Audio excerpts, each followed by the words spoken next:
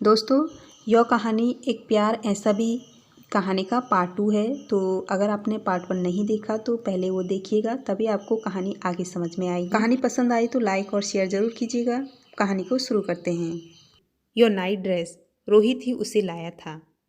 कयामत ढा रही थी वो गुलाबी नाइटी में। काजल बिना कुछ कहे धीरे से आकर बिस्तर पर लेट गई।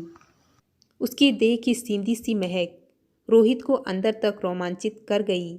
अपनी दोनों हथेलियों से रोहित का चेहरा थामकर उसे अपने करीब खींच लिया काजल ने, और उसकी आंखों में आंखें डालकर फुसफुसाती आवाज़ में पूछा, क्या हुआ, बड़े चुप चुप से हो?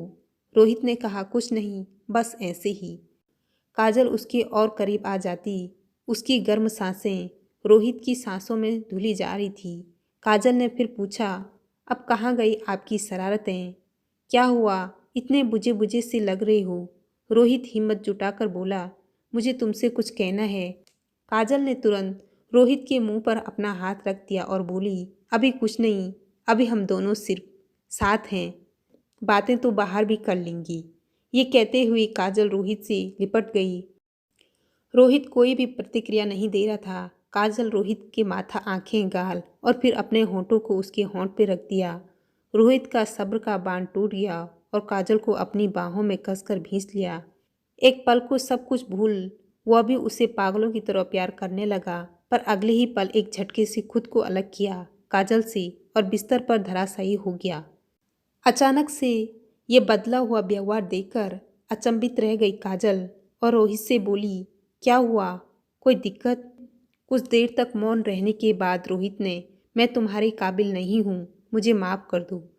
काजल, मैंने तुम्हें धोखे में रखा, अब तक मैंने बहुत बड़ी गलती की, मुझे माफ़ कर दो। आखिर ऐसा क्या हो गया? क्या क्या किया आपने? ये क्या अनाप शनाप बोले जा रहे हो? क्या धोखा दिया आपने? मुझे कुछ समझ नहीं आ रहा, साफ साफ बताइए मुझे। अचानक से ये क्या हो गया? ये सुनकर काजल एकदम हक्का बक्का थी। बताइए ना, क्या कहना चाह रहे हैं आप? रोहित को मौन देखकर काजल ने फिर पूछा रोहित से। रोहित कुछ देर तक काजल की ओर देखता रहा, फिर नजरें नीचे करते हुए, काजल, मैं तुम्हारा पति बनने लायक नहीं हूँ, संकुचाते हुए अपना मौन तोड़ा रोहित ने। क्यों, क्या हुआ?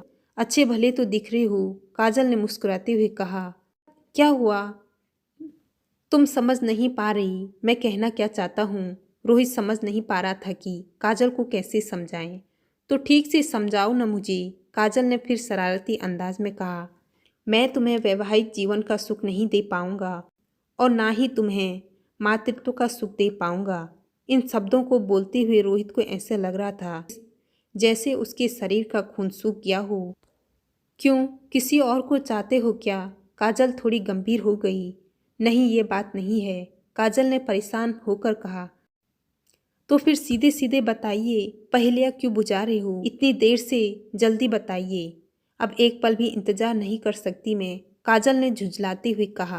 काजल, तुम्हें तो पता ही होगा कि दुनिया में इंसान केवल आदमी और औरत के रूप में नहीं होते। कुछ लोग ऐसे भी होते हैं जिनमें आदमी और औरत दोनों के गुण होते हैं। रोहित ने बहुत हिम्मत करके खुद पर संयम रखते हुए सकुचाते हुए कहा, हाँ पता है, किन्नर होते हैं वो, पर ये सब आप मुझे क्यों बता रहे हो, वो भी इस वक्त? काजल ने बड़ी ही हैरानी के साथ पूछा। मैं वो हूँ। ये कहते हुए रोहित ने अपनी नज़रें नीचे झुका ली। ये क्या बोल रहे हो आप? क्या हुआ है आपको? होश तो ठिकाने हैं ना आपके? काजल को अपने कानों पे विश्वास नहीं हो पा रहा था। हाँ काजल, तुमने बिल्कुल सही सुना, मैं किन्नर हूँ, रोहित ने जोर देते हुए कहा। काजल पर मानो गाज गिरी हो। अविश्वास से भरी उसकी आंखें एक एकटक रोहित को देखे जा रही थी। रोहित का कहा एक एक शब्द उसके कानों में गर्म शीशे सा पिघलता हुआ महसूस हो रहा था। निशब्द, निस्तेज, निढाल सी दिखाई दे रही थी वो। कुछ देर पहले जो चेहरा चांद सा दमक रहा था, वहीं अब पतझड़ के सूखे पत्ते सा मुरझा गया था। सारी क्रियाएं शून्य हो गई थी काजल की। काजल ऐसे शांत थी मानो पत्थर हो गई हो। उसे इस स्थिति में देख रोहित घबरा गया। उसके कंधे पकड़कर झिंझोड़ा, काजल, काजल कुछ बोलो, मुझसे लड़ो, मारो मुझे, गालियां दो मुझे, पर कुछ तो कहो, ऐसे चुप बनकर मत बैठो। काजल जैसे बेहोशी से जागी। जो होश आया, होश आते ही उसने रोहित का मुंह थप्पड़ों से लाल कर दिया और चिल्लाते हुए बोली, क्यों किया ऐसा? क्या बिगाड़ा था मैंने आपका? क्यों की मुझसे शादी? क्यों नहीं बताया मेरे माँ बाबा को? एक साथ अनगिनत सवालों से घबरा गया रोहित। रोहित चुप रहा। चुप क्यों हो, जवाब दो। हिम्मत तो सारी पहले ही टूट चुकी थी, पर किसी तरह अपने शब्दों को खींचकर अपनी जुबान तक ले आया। बहुत किया था मना मैंने पिताजी को, मुझे तो कभी भी शादी ही नहीं करनी थी। पर पिताजी पर उनके मित्र ने बहुत ज़्यादा दबाव डाला कि वो मित्र जिनके साथ तुम्हारे बाबा आए थे। पिताजी ने बहुत मना किया था कि अभी नहीं करनी बेटे की शादी, पर मेरे पिताजी के मित्र और तुम्हारे बाबा दोनों लोगों ने हाथ जोड़कर आग्रह किया था। फिर इसके बाद वो मना नहीं कर पाए। नजरें नीचे गाड़े हुए रोहित ने सारा वृत्तांत कह सुनाया। तो उन्होंने बताया क्यों नहीं कि उनका बेटा किसी का पति बनने के काबिल नहीं है। काजल फिपर पड़ी रोहित पर। कैसे बता सकते थे? ये बात तो आज तक छिपी जा रही थी। वो अब बताकर वो दुनिया को कैसे मुंह दिखाते, कैसे सामना करते हम सब इस समाज का। एक बार जो बात खुलती तो फैलते देर न लगती। वो मुझे समाज में शर्मिंदा होने से बचाने के लिए ये बात छिपा गई। रोहित ने अपने पिताजी का पक्ष काजल के सामने रखा। तो मित्रता के लिए और अपनी इज्जत बचाने के लिए आप लोगों ने मेरे जीवन की बलि चढ़ा दी। उन्होंने ये नहीं सोचा कि आखिर शादी के बाद मुझे पता चल ही जाएगा, तब क्या होगा। क्रोध और पीड़ा के मिश्रित भाव में डूबे हुए थे काजल के शब्द। एक अपराधी की भांति मौन था रोहित, एकदम निरुत्तर सा। काजल का क्रोध फिर फूटा।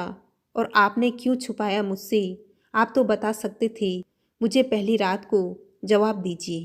पहली रात को मुझ में इतनी हिम्मत नहीं थी कि मैं एक अनजान लड़की को पहली ही रात में ये बता दूं कि उसकी शादी एक किन्नर से हो गई।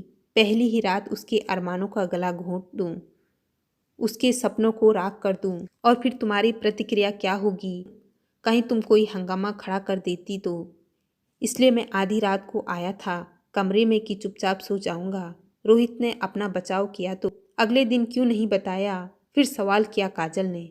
अगले दिन तो तुम्हें याद ही होगा कि क्या हुआ था। तुम बारिश में भीगने गई और बिजली कड़की। फिर रोहित ने वाक्य अधूरा छोड़ दिया। रोहित की इस बात पर काजल भी भाव भंगिमा में कुछ पल के लिए परिवर्तन आ गया। चेहरे पर लाली सी छा गई, पर अगले ही पल वह अपने पूर्ववत भाव क्रोध में आ गई और पलटवार किया। अगर आप किन्नर हैं तो यह सब क्या था जो आप कर रही थी? इतने भावावेश में कैसे आ गए? वो सब दिखावा था या धोखा? मुझे तो समझ ही नहीं आ रहा कि आप धोखा दे रहे थे या अब दे रहे हो। मैं किन्नर हूँ, बेजान नहीं।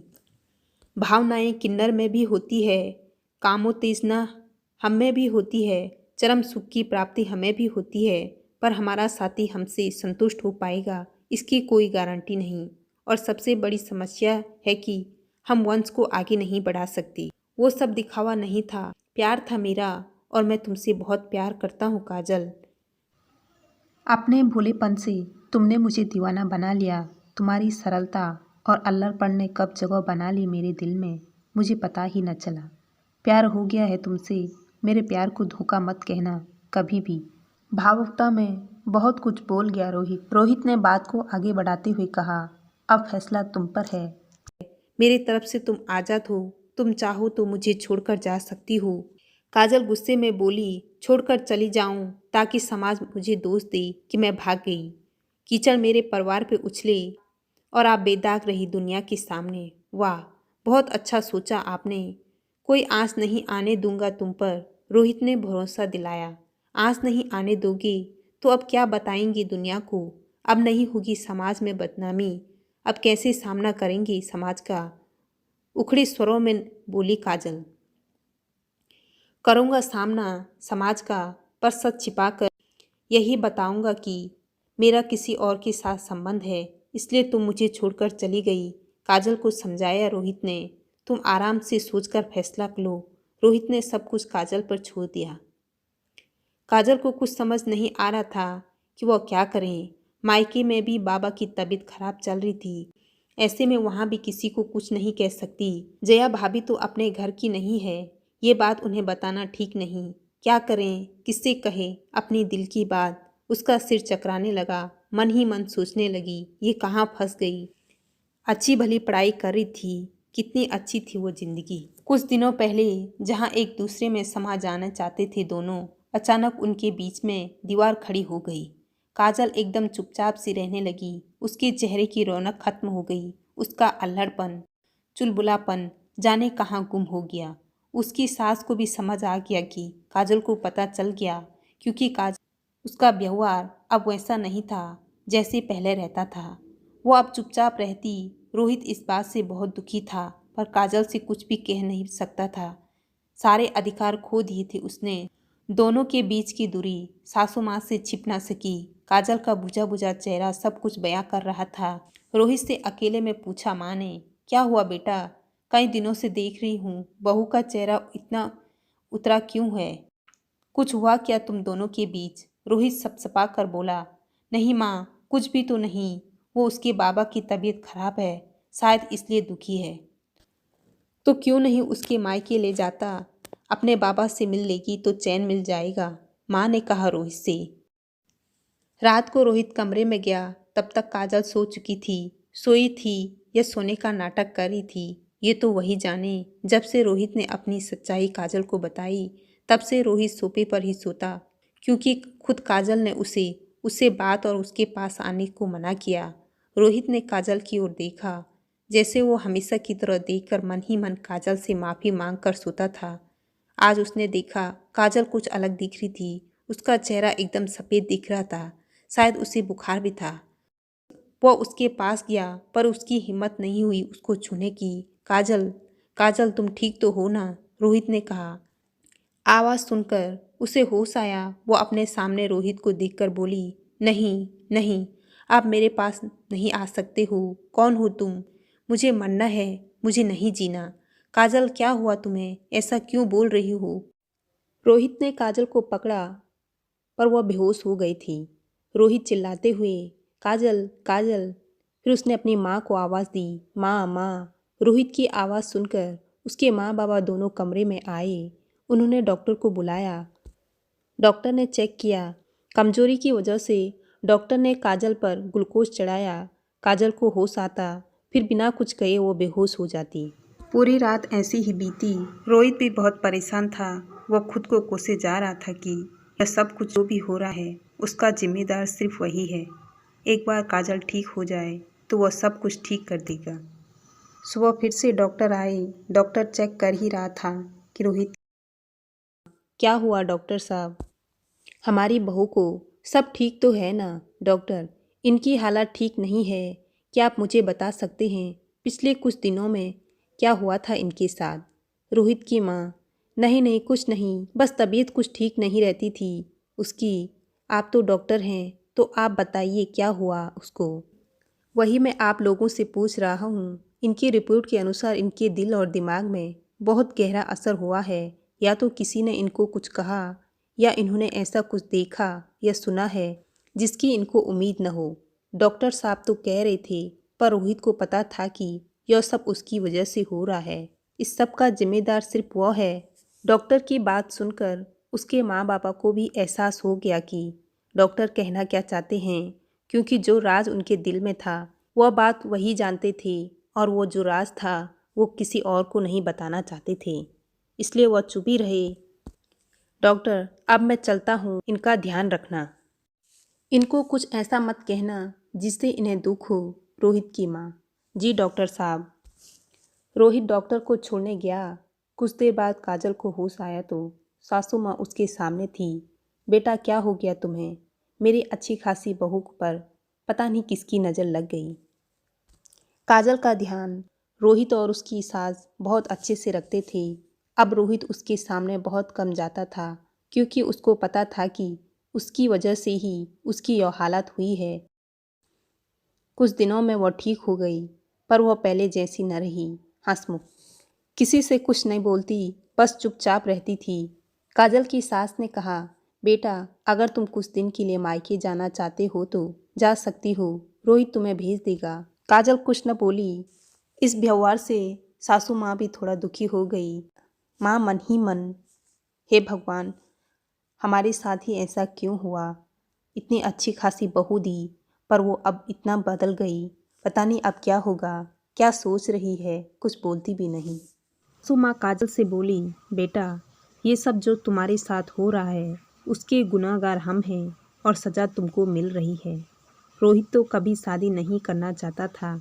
उसने अपने बाबा को साफ साफ कहा था और उसके बाबा भी यही चाहते थे, पर मैंने जिद की उसके बाबा को, तो रोहित अपने बाबा की बात को टाल न सका। बेटा, तुमने तो मुझे बेटी जैसा प्यार दिया, पर मैं तुम्हारी माँ न बन सकी। मैंने तुम्हारे साथ गलत किया, हो सके तो मुझे माफ़ कर देना। रोते हुए रोहित की माँ वहाँ से चली गई। कुछ दिन ऐसे ही बीते। रोहित अभी माँ से बात कर ही रहा था कि पिताजी की आवाज़ सुनाई पड़ी। रोहित, देख बहू के मायके से फ़ोन है, बात करा दे उसकी। काजल दौड़ कर गई और फ़ोन उठा लिया। हेलो भैया, क्या हुआ, सब ठीक तो है ना? नहीं ठीक है गुड्डू, बाबा की तबीयत अचानक से बिगड़ गई। अब ज़्यादा समय नहीं है उनके पास, मुलाकात कर ले, तुझे बहुत याद कर रहे हैं। कपिल के इतना कहते ही फ़ोन काजल के हाथ से छूट गया और वह ज़ोर ज़ोर से रोने लगी। सासू माँ दौड़ कर आई, काजल को संभालते हुए। रोहित से बोली, बेटा जल्दी जा, जाने की तैयारी कर। रास्ते भर गाड़ी में काजल रोती रही। रोहित कहता, रो मत, वह कुछ न बोलती। रोहित का मन बहुत घबरा रहा था कि काजल ने उसको माफ़ किया कि नहीं। वह तो अब कुछ बोलती ही नहीं। अब क्या होगा? काजल कहीं अपने मायके में ही न रहे। मायके में रहने पर रोहित को कोई दिक्कत नहीं थी। बस एक बार वो रोहित को माफ़ कर दे, बस यही सुनना चाहता था वो। घर पहुंचते ही काजल तेजी से बाबा के कमरे की ओर दौड़ी। बिस्तर पर पड़े हुए बाबा उसे बहुत कमज़ोर दिखाई दे रहे थे। जाकर लिपट गई बाबा से। बहुत कुछ कहना चाहती थी उनसे, बहुत कुछ पूछना चाहती थी, पर अब समय नहीं बचा था बाबा के पास। बेटी के गले लगते ही उनके हलक से एक हल्की सी आवाज़ आई, बिटिया। और फिर वो आवाज़ हमेशा के लिए शांत हो गई और छोड़ गई अपने पीछे अनगिनत सवालों के घेरे में काजल को, जिसके जवाब अब शायद कभी नहीं मिल पाएंगे। बिटिया। और फिर वो आवाज़ सदा सदा के लिए शांत हो गई। बाबा की गर्दन एक तरफ को लुढ़क गई। एक हाथ जिसे वो काजल के सिर पर रखने की कोशिश कर रहे थे, नीचे लटक कर झूल गया। एक अनजानी आशंका जो दिल में समेटे काजल अपने बाबा को बार बार बोली जा रही थी, बाबा उठो, कुछ बोलो ना, ऐसे चुप मत रहो, देखो ना तुम्हारी गुड्डू तुम्हें जगा रही है। कहते कहते काजल दहाड़े मारकर रोने लगी। कपिल जो कि अपने पिता के पैरों की तरफ बैठा था, वो समझ गया कि अब सब समाप्त हो चुका है। वो भी जोर जोर से रोने लगा। माँ का तो रो रो का बुरा हाल था, उनकी तो जैसे दुनिया ही उजड़ गई। पूरा वातावरण शोकमय हो गया। रात तक रिश्तेदारों का आना जाना लगा रहा। जब कोई रिश्तेदार पहुंचता, एक नई सिरे से रोना धोना शुरू हो जाता। एक तो माँ बीमार रहती थी, ऊपर से ये बार बार रोना। उनकी तो हालत ही खराब हो गई थी। किसी तरह रात गुजरी। सुबह होती ही शीघ्रता से अंतिम संस्कार की तैयारियां शुरू हो गई। काजल के सास ससुर भी सुबह ही पहुंच गए थे। 10 बजते बजते काजल के बाबा की अंतिम विदाई हो गई। काजल चिल्ला चिल्ला कर रोई जा रही थी। पिता के जाने का दुख तो था, पर उससे ज़्यादा कहीं ज़्यादा दुख इस बात का था कि उन सवालों के जवाब जो केवल बाबा ही दे सकते थे। बाबा के साथ ही उनका भी अंतिम संस्कार हो गया था। एक बार फिर घर का पूरा वातावरण शोकमग्न हो गया। घर से अर्थी निकलते ही घर की महिलाएं घर के शुद्धिकरण अर्थात साफ सफाई में जुट गई। काजल की मदद जया भाभी ने कराई। माँ तो अपने में ही पस्त हो गई थी। अंतिम संस्कार कर सभी घर वापस आ गए। फिर रोहित ने काजल से कहा, घर चलें। काजल कुछ बोलती, तब तक उसके भाई कपिल ने कहा, कुछ दिन काजल को यहीं रहने दो, अभी हालात ठीक नहीं है। फिर उसका भाई चले गया। काजल ने कहा, अब माँ पिताजी के साथ जाओ, मैं अभी यहीं रुकूंगी, माँ को मेरी ज़रूरत है। रोहित ने कहा, ठीक है, 13वीं में फिर आना है मुझे, तब तक खूब अच्छी तरह सोच विचार कर लेना, तुम्हारा जो भी फैसला होगा मुझे मंजूर है। रोहित अपने माता पिता के साथ घर वापस चला गया। शाम तक सभी रिश्तेदार चले गए।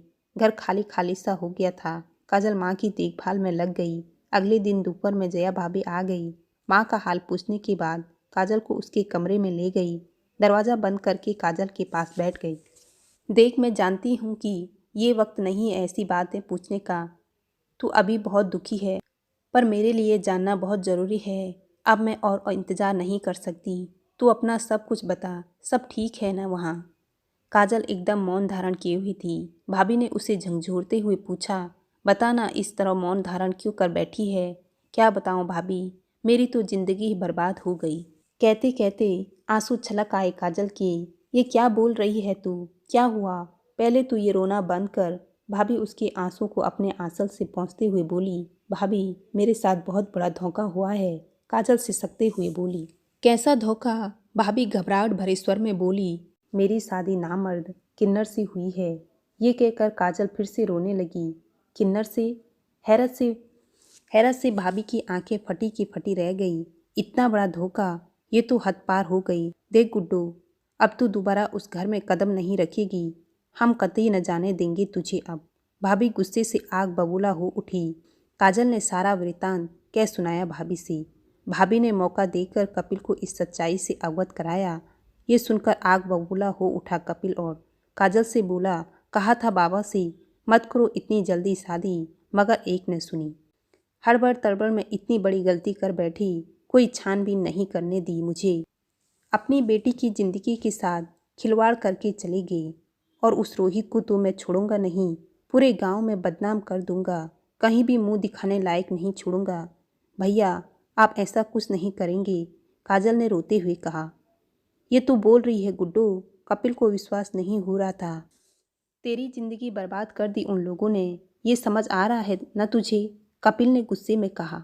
हाँ भैया, समझ रही हूँ, पर मैं उस पूरे परिवार की जिंदगी नर्क नहीं बना सकती। काजल बोली, तुझे इतना महान बनने की जरूरत नहीं है, जरा दिमाग से काम ले। कपिल ने नाराजगी जताई। कपिल को विश्वास ही नहीं हो रहा था कि इतने बड़े धोखे के बाद भी काजल ऐसी सोच रही है। क्या जरूरत है इतनी दया दिखाने की?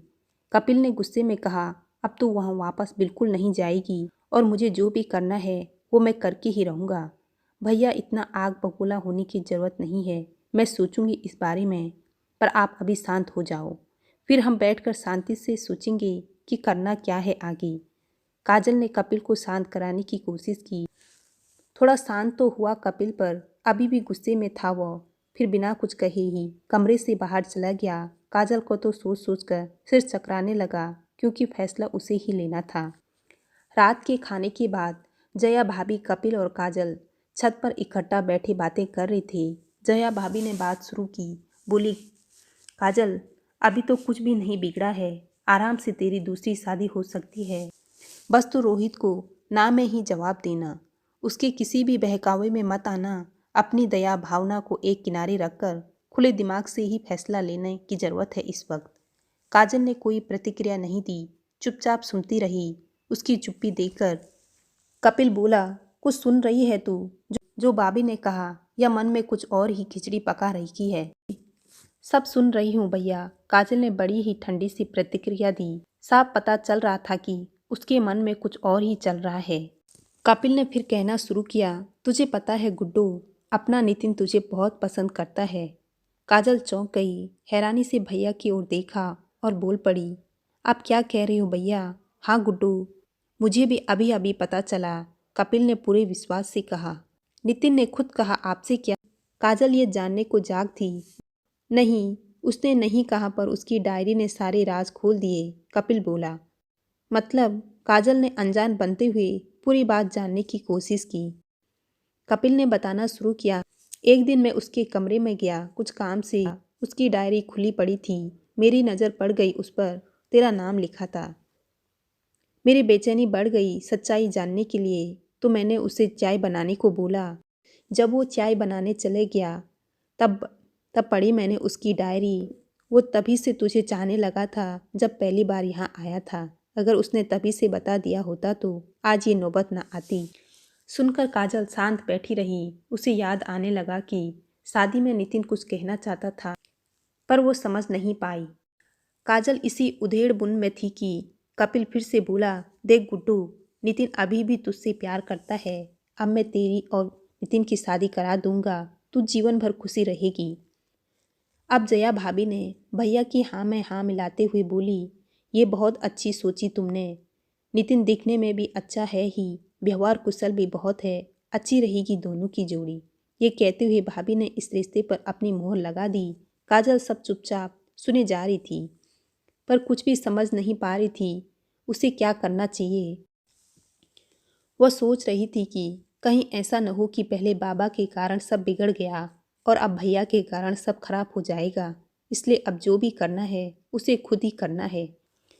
अगले दिन खाने पीने के काम निपटाकर काजल अभी फुर्सत पाई ही थी कि भैया उसके कमरे में आकर बैठ गई और काजल से पूछा, कुछ सोचा तूने? काजल ने अनजान बनते हुए पूछा, किस बारे में भैया? क्या गुड्डू, तू भी ना? अरे नितिन के बारे में, कपिल ने झुंझलाते हुए कहा।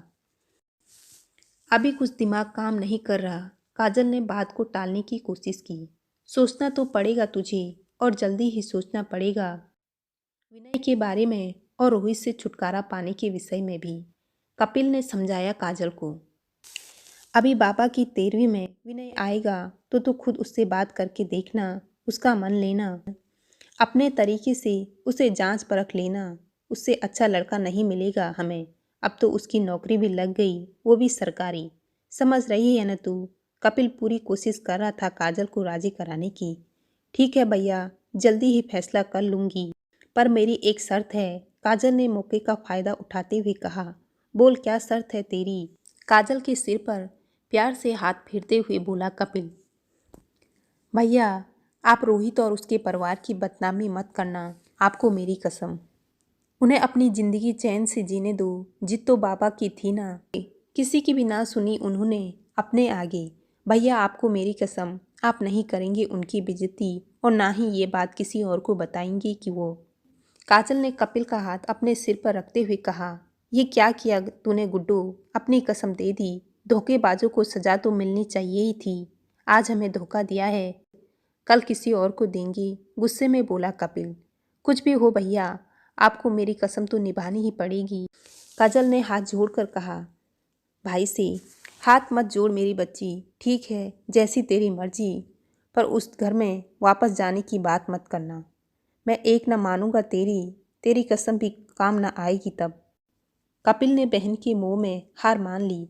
दिन तो घर के कामों में बीत जाता था, पर रात को सोने के वक्त एक एक कर सारी यादें ताज़ा हो जाती और वो दिन भी याद आता था जब रोहित की सच्चाई सामने आई थी। ये याद आती ही काजल कभी रोती, गुस्से में भर जाती।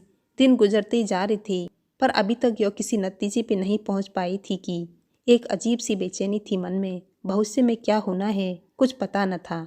मन ही मन सोच रही थी, काश वो अपना भविष्य देख सकती तो फैसला लेना कितना आसान हो जाता।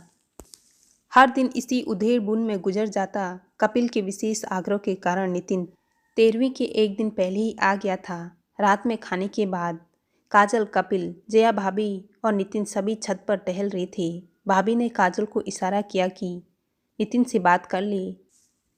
कपिल, भाभी, माँ को दवा खिलाकर आता हूँ, यह कहकर कपिल नीचे चला गया। भाभी ने भी बहाना बनाया, बोली, काजल से मैं रसोई समेट कर आती हूँ अभी।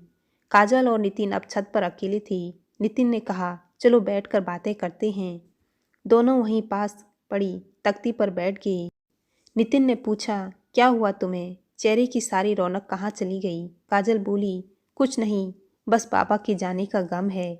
हाँ, वो तो समझ में आ रहा है, पर यह केवल बाबा के जाने का गम नहीं, बात कुछ और भी है। नितिन ने काजल से सच जानने की कोशिश की। और कुछ भी नहीं है, सच में, काजल ने जमीन खुरसते हुए कहा। और कितना झूठ बोलोगी? अब तुम खुद सच बताओगी या मुझसे सुनना चाहोगी? मुझे सब पता चल गया है, क्या क्या हुआ है तुम्हारे साथ। ये कहते कहते काजल के हाथों को अपने हाथों में कैद कर लिया नितिन ने। एक अनजानेपन का एहसास था काजल के लिए। जी कर रहा था कि अपना हाथ एक झटके से खींच ले, पर ऐसा नहीं किया काजल ने। नितिन के धोखे से घायल हुए दिल पर शायद मरहम लगाने की कोशिश थी या फिर अपने टूटे हुए अरमानों को एक नई शुरुआत के लिए तैयार करने की एक नाकाम कोशिश थी। यह अनजाना स्पर्श उसे कांटों की तरह चुभ रहा था, पर वह सह रही थी। इसी पर अपने नए जीवन की नींव जो रखनी थी उसे, आंखों के सामने बार बार रोहित का चेहरा आ रहा था। पर वो हर बार और भी सख्त होती जा रही थी। नितिन बोलते जा रहा था, काजल, मैं आज भी तुमसे उतना ही प्यार करता हूँ जितना तुम्हारी शादी से पहले करता था। क्या तुम अपना आगे का जीवन मेरे साथ बिताना चाहोगी? मैं कभी भी तुम्हें तुम्हारे बीते हुए जीवन की याद नहीं आने दूंगा। क्या तुम मुझसे शादी करोगी? काजल, तुम मुझसे शादी करोगी? नितिन ने फिर पूछा काजल से। काजल ऐसे चौंकी जैसे नींद से जागी हो। थोड़ा वक्त चाहिए मुझे, अभी तो बाबा के दुख से ही नहीं उबर पा रही हूँ मैं। नितिन, कोई बात नहीं, सोच समझकर फैसला लेना। नितिन ने बातों ही बातों में काजल का सिर अपने कंधे से टिका लिया। काजल ने कोई प्रतिरोध नहीं किया, बस चुपचाप बैठी रही और थोड़ी देर में उससे खुद अलग खिसक गई। नितिन बोलता रहा। क्या क्या कहा नितिन ने, काजल को कुछ भी नहीं पता। थोड़ी देर में कपिल आ गया छत पर। कपिल और नितिन अगले दिन के कार्यक्रम के बारे में बात करने लगी। फिर काजल सोने के लिए अपने कमरे में चली गई। आज की रात काजल के लिए बहुत कठिन रात थी, फैसले की आखिरी रात। कल रोहित को आना है, उसे क्या जवाब देना है, ये निर्णय आज ही लेना है काजल को। रात भर सो न सकी वो, पूरी रात बेचैनी से करवटें बदलते हुए बीती। आज बाबा की 13वीं है, सभी काम में व्यस्त है। 12 बजे तक तो पूजा ही चलती रही। लोगों का आना शुरू हो गया। रोहित भी आ गया अपने माता पिता के साथ। काजल ने अपने सास ससुर के चरण स्पर्श किए। पास ही रोहित खड़ा था, पर काजल ने उसे एक नज़र देखा भी नहीं और वहां से चली गई। रोहित का चेहरा उतर गया। काजल के इस व्यवहार से उसके फैसले का अंदाजा लगा लिया रोहित ने। रोहित की माँ को भी काजल का यह व्यवहार अखरा। वो भी अब थोड़ा सशंकित दिखाई देने लगी। रोहित के पिता इन सब बातों से अनभिज्ञ थे। रोहित को यहाँ आए हुए लगभग 3 घंटे हो चुके थे। इस दौरान कई बार रोहित और काजल का आमना सामना हुआ, पर काजल ने उसे अनदेखा कर दिया।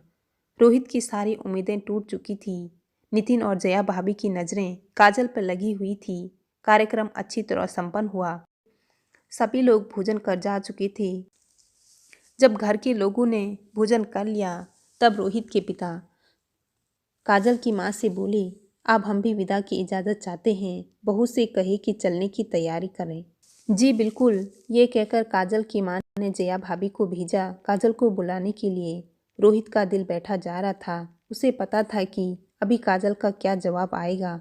मौका देखकर रोहित ने जया भाभी से इच्छा जाहिर की एक बार काजल से मिलने की।